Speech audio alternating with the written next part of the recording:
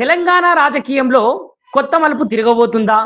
అదేవిధంగా సొంత పార్టీలో ఉన్నటువంటి నేతలకే ఆ యొక్క పార్టీ ఇన్ఛార్జ్ వ్యతిరేకంగా మాట్లాడుతుందా అనే విషయాలనైతే ఇప్పుడు మనం తెలుసుకోబోతున్నాం. మీనాక్షి నటరాజన్ పై గుర్రుమన్న కాంగ్రెస్ నేతలు ఆమె తీరుపై పార్టీ సీనియర్లు అయితే అభ్యంతరమే చూపుతున్నారట.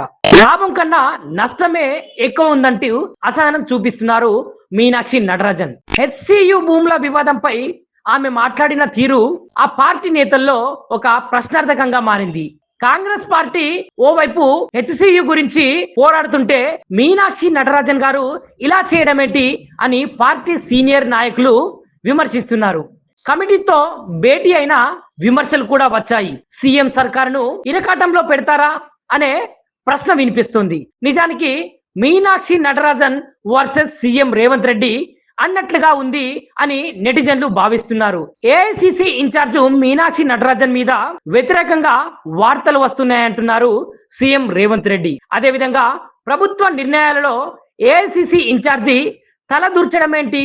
ఆమె వ్యవహారం తీరు కాంగ్రెస్ పార్టీలో ఉన్నటువంటి నేతలకే కావచ్చు, కార్యకర్తలకే కావచ్చు, నాయకులకే కావచ్చు నచ్చట్లేదు అంటూ వివాదాస్పదమైన విషయాలే మాట్లాడుతున్నారు కాంగ్రెస్ పార్టీ అగ్రనేతలు. ఆమె మీద తమ అనుకూల మీడియా పత్రికల్లో కథనాలు వస్తున్నాయి. మరోవైపు బండి సంజయ్ సైతం తానేమి తక్కువ కాదన్నట్లు హెచ్సియు విషయంలో ఏఐసిసి ఇన్ఛార్జ్ కి ఏం పని అంటూ ట్విట్టర్ లో ట్వీట్ చేస్తున్నారు. మరి ఈ విషయం ఎంతవరకు వెళ్తుందో, ఎంతవరకు దారి తీస్తుందో ఒక్కసారి చూడాల్సిందే. చూస్తూనే ఉండండి టైం 24/7 న్యూస్. షేర్ చేయరి, లైక్ చేయరి, సబ్స్క్రైబ్ చేయరి, మర్చిపోకుండా గంట సింబల్ అయితే ఒత్తురులా.